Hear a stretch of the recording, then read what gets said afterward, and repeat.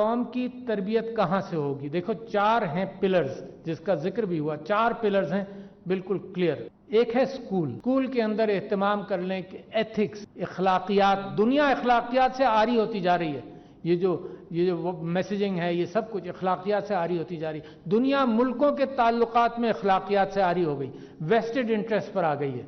تو دنیا، خاندان، انسان سب اخلاقیات سے عاری ہوتے جا رہے ہیں۔ تو لہٰذا اخلاقیات کا درس، اسلام کا درس، میرے نبی صلی اللہ علیہ وسلم کی اسوہ حسنہ کا درس سب سے زیادہ، سب سے اہم اسکول کے اندر، تو اس کا اہتمام شروع ہوا۔ دوسرا بڑا جس کا ذکر ہو رہا ہے یہاں پر کہ مسجد، محراب، ممبر، امام بارگاہ۔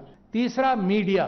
یہ ہو نہیں سکتا کہ میڈیا حرارت پیدا کرتا رہے، میڈیا آگ لگاتا رہے اور آپ سکون کی تلاش میں ہوں۔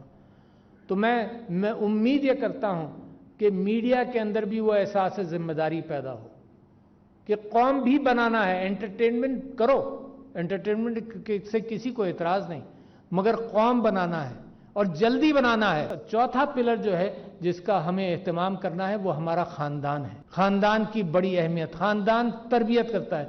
یہ جو آپ کے اور میرے اخلاقیات ہیں یہ گھر سے آئی ہیں، اس کے بعد کوئی نہیں تربیت کرتا۔ 20-25 سال کا آدمی ہو جاتا ہے تو کوئی واقعہ اچانک، کوئی رونما ہو جائے، کوئی موت ہو جائے خاندان میں، کوئی پریشانی ہو، کوئی بہت بڑی تکلیف ہو تو لوگ بدلتے ہیں، ورنہ اصل میں بچپن سے ساری چیزیں سیکھتے ہیں۔